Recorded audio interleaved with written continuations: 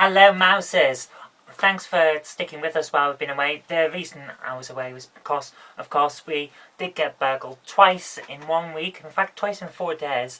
And thankfully, it looks like the stolen property is going to be returned, and hopefully that means that the police are going to be able to get some fingerprints and some confirmation of who is responsible. So hopefully there is a silver lining to this trouble.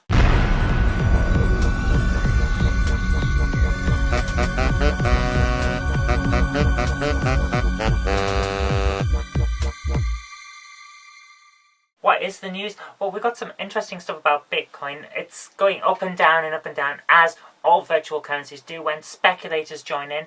I'm really surprised that Bitcoin is actually a thing that seems to be successful, because there's nothing behind it, literally nothing behind it. Okay, you solve some mathematical problems and there's only 21 million Bitcoins available at maximum. Aside from that, what is it? Because let's face it, there's nothing backing it, and that means that there's nothing there to prop it up. It's like, look at the global currencies at the moment. A pound is worth a pound because we say it's worth a pound. A dollar is worth a dollar because they say it is. It used to be the gold standard where a pound got you a certain amount of gold, but that's not true anymore, because the gold standard actually made our currency too strong compared to other currencies. So we came off it in order to compete and continue being able to trade with people, because other currencies aren't worth as much because there's nothing to back them. They can easily drop down to complete worthlessness just like that. But they don't, because we say they're worth a certain amount. It's the same with Bitcoin. I realise that it's the same. So technically it is just as viable a currency as any other, but there's nothing behind it. So when speculators come in and crash it, there's nothing to help it recover. It's got to recover on its own merits. And that, I think, is the problem that I have with it. There's chances that it's not going to. Remember Second Life, and all the news was how it was great. It was the future of the virtual reality economy, and people were pumping millions into it, and then it just disappeared. I can see that happening with Bitcoin. I'd like to say it won't. I'd like to say there's a reason to have it, but at the moment it's like, I'm not sure. What else have we got to talk about? Well, I don't know. I've been practicing violin while we've been waiting for police reports, and I thought I'd play a bit for that, because even though the world is bad, at least you can have a laugh. And you're laughing at my expense, I know, but at least you're going to have a laugh.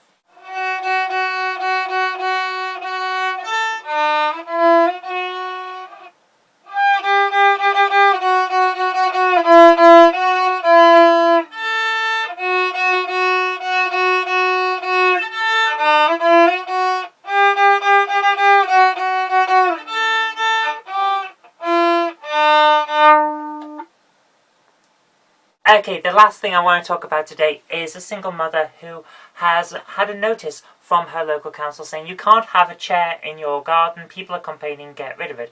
But she says she can't afford to get rid of it. So in protest, she's turned the chair and the garden into a kind of outdoor living room as a protest against the council's decision that she has to pay to remove something that they don't like. I was under the impression that if you lived in a house and you had use of some space, you could use it in pretty much whatever way you wanted, as long as you are still within the limits of the use that the space has been designated for. So, for example, your residential area, as long as you are not conducting something like, I don't know, nuclear testing, then it was still within residential space. You can have a home office, for example, in a residential space. That's perfectly fine. You can't conduct certain businesses from there. For example, you couldn't open a grocer in your council house, but you have a home office where you write your books or whatever. And this woman decided she would put a chair in her garden. Now, I have a chair in my garden. I'll admit it's a deck chair, but I have a chair in my garden.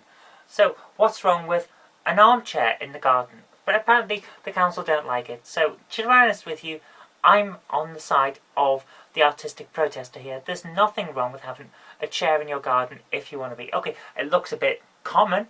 A lot of people will comment, but it's your garden. It's not like you're causing an eyesore that is seeping out into other people's gardens. There's some gardens around here that I personally wouldn't like to look at, because all they are is basically a weed-infested place where cats go for the lavatory. But it's not my garden, so limits on what you can say about it. But that's how the world is at the moment. Too many busybodies and not enough people doing actual work. That's my opinion. I'd love to hear your opinion on the Armchair and the artistic protest that resulted from the complaints about the Armchair. And if you do have any comments, I would love it if you'd leave some in the comments bar below so we can see what Okay, that's all I've got everyone time thinks. for today. Am So I right? thank you Am I very wrong? much for Give us your watching. comments. If you did like this, remember to click a like button and share it with your friends so that they can see what's been going on in the world as well.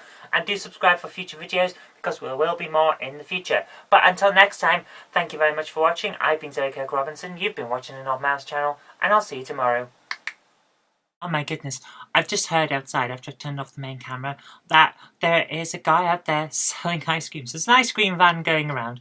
It's a gale force wind, and this guy's out trying to sell ice creams. Good luck with that.